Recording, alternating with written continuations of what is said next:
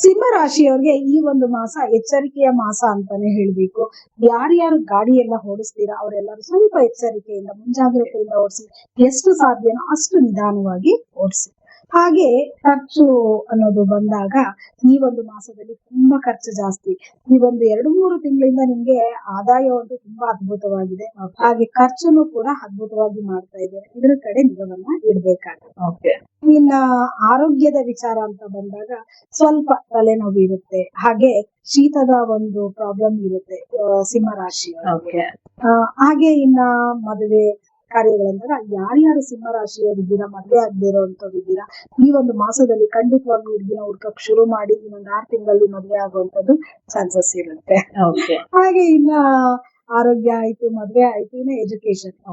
Education ಅಂತ ಬಂದಾಗ ಪ್ರತಿಯೊಂದು ಮಕ್ಕಳಿಗೂ ಮುಂಜಾಗ್ರತೆಯಿಂದ ಎಜುಕೇಶನ್ ಕಡೆ ಗಮನವನ್ನ ಕೊಡಿ.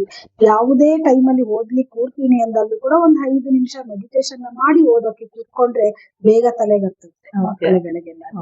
ಇನ್ನ ಸಂಸಾರದ ವಿಚಾರ ಅಂತ ಬಂದಾಗ ಯಾರೆಲ್ಲ ದಂಪತಿಗಳಿದ್ದೀರಾ ತುಂಬಾ ಅದ್ಭುತವಾಗಿರ್ತೀರ ಈ ಒಂದು ಮಾಸದಲ್ಲಿ. ಪ್ರೇಮಿಗಳ ವಿಚಾರ ಅಂತ ಬಂದಾಗ ಸ್ವಲ್ಪ ಅಪ್ ಅಂಡ್ ಡೌನ್ಸ್, ಜಗಳಗಳು, ಚಿಕ್ಕ ಪುಟ್ಟ ಮುನ್ಸುಗಳು ಇದೆಲ್ಲ ಇರುತ್ತೆ. ಇದ್ರ ಕಡೆ ಗಮನವನ್ನ ಕೊಡಿ. ಸೊ ಇನ್ನು ಅವ್ರಿಗೆ ಆಗ್ ಬರುವಂತಹ ನಂಬರ್ ಹಾಗೂ ಕಲರ್ಸ್ ಅಂತ ಅನ್ನೋದಾದ್ರೆ ಖಂಡಿತವಾಗ್ಲು ಕಲರ್ ಅಂತ ಬಂದಾಗ ಈ ಒಂದು ಮಾಸದಲ್ಲಿ ಆರೆಂಜ್ ಮತ್ತೆ ವೈಟ್ ಇದನ್ನ ಜಾಸ್ತಿ ಯೂಸ್ ಮಾಡಿ. ಇನ್ನ ನಂಬರ್ ಅಂತ ಬಂದಾಗ ನಿಮ್ಗೆ 5ನೇ ತಾರೀಕು ತುಂಬಾ ಅದ್ಭುತವಾಗಿರುತ್ತದೆ. 11 ತುಂಬಾ ಚೆನ್ನಾಗಿ ಬರುತ್ತೆ ಸಿಂಹ ರಾಶಿಯವ್ರಿಗೆ ಈ ಒಂದು ಮಾಸದಲ್ಲಿ.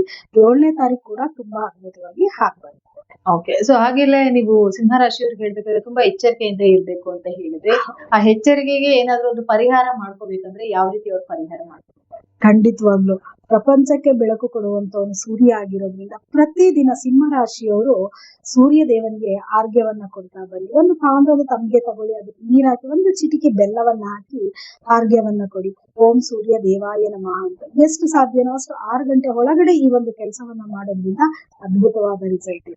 ಹಾಗೆ ಸಿಂಹ ರಾಶಿಯ ಎಲ್ಲಾ ವೀಕ್ಷಕರಿಗೂ ಕೂಡ ಒಳ್ಳೇದಾಗ್ಲಿ. ಧನ್ಯವಾದ. ನೋಡಿದ್ರಲ್ಲ ವೀಕ್ಷಕರೇ, ಈ ಒಂದು ಸಿಂಹ ರಾಶಿಯ ಮಾಸ ಭವಿಷ್ಯ ಹೇಗಿತ್ತು ಅಂತ. ಹಾಗಿದ್ರೆ ಬನ್ನಿ ಮುಂದಿನ ರಾಶಿ ಬಗ್ಗೆ ತಿಳ್ಕೊಳ್ಳೋಣ.